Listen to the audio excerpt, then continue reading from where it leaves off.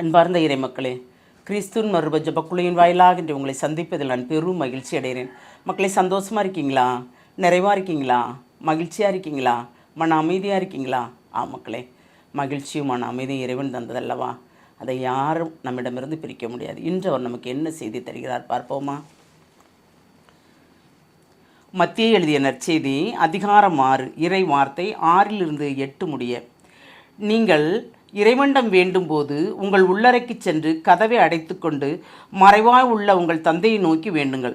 மறைவாய் உள்ளதை காணும் உங்கள் தந்தையும் உங்களுக்கு கைமாறளிப்பார். மேலும் நீங்கள் இறைவனிடம் வேண்டும்போது பிற இனத்தவரை போல் பிதற்ற வேண்டாம்.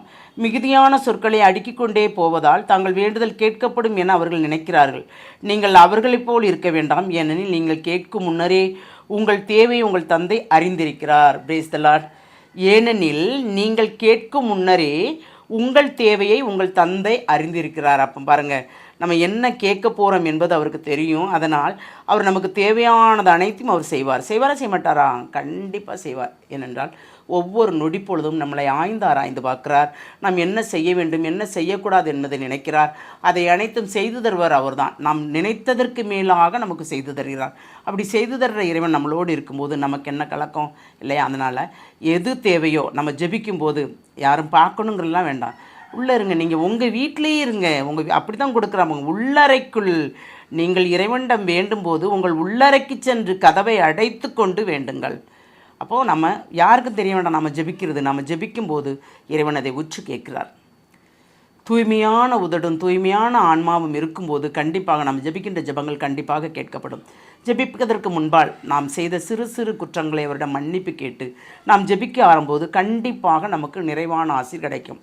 ஒருத்தரை போல் எல்லாருக்கும் தெரிகிற மாதிரி கத்தி ஜெபிச்சுக்கிட்டு நம்ம இப்படி செய்வோம் அப்படி செய்வோம், அதை வேண்டுவோம் இதை வேண்டுவோம் இல்லை. நமக்கு என்ன தேவை என்பது இறைவனுக்கு தெரியும். எந்த நேரத்தில் தர வேண்டும் என்பதும் அவருக்கு தெரியும். நம் வேண்டுதலும் அவர் கேட்கப்படுது, நம்ம விண்ணப்பங்களும் ஏற்கப்படுது.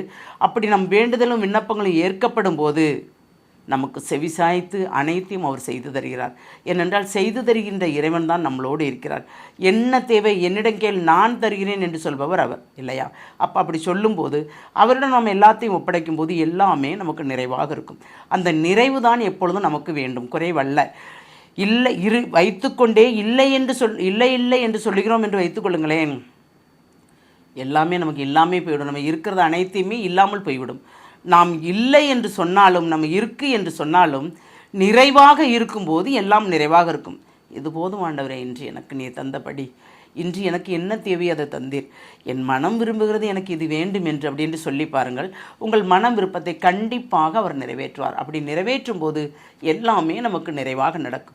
எதது தேவை என்பதை அவரிடம் சொல்லும்போது எதது தேவை என்று அவருக்கு அது தெரியும். நாம் கேட்கும்போது இதெல்லாம் நீ கேட்குறதுக்கு முன்னே நான் உனக்கு நினச்சி வச்சுருக்கேன், அதை நான் கண்டிப்பாக உனக்கு செய்து தருவேன் என்று சொல்கிற தேவன் நம்மளோடு இருக்கிறார். அப்போ நம்மளோடு இருக்கும்போது நாம் என்ன கேட்கிறோம் எதிர்மறையாக இல்லாமல் அவர்கள் நாம் விசுவாசமாக இருக்கும்போது, அந்த நம்பிக்கையோடு விசுவாசத்தோடு நாம் கேட்கும்போது அனைத்தையும் அவர் நிறைவாக செய்து தருகிறார்.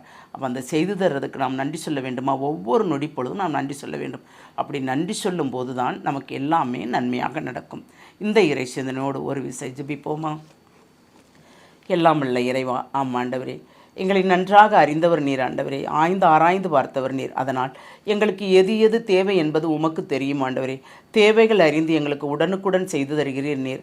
அதனால் உமக்கு கொடான கொடி நன்றி கூறும் ஆண்டவரே. எல்லாம் வல்லவரே, உம்முடைய கிருபையும் ஆசீர்வாதம் எங்களிடம் நிறைந்து இருக்கும்போது நாங்களும் நிறைவாக இருக்கோம் என்று நம்புகிறோம். அந்த நம்பிக்கையில் எங்கள் இறைமக்கள் அனைவரும் உம்முடைய இரக்கத்துக்கு முழுமையாக ஒப்புக் கொடுக்கிறேன். ஜெபங்கேக்கும் நல்ல பிதாவே. ஆமேன், ஆமேன், ஆமேன்.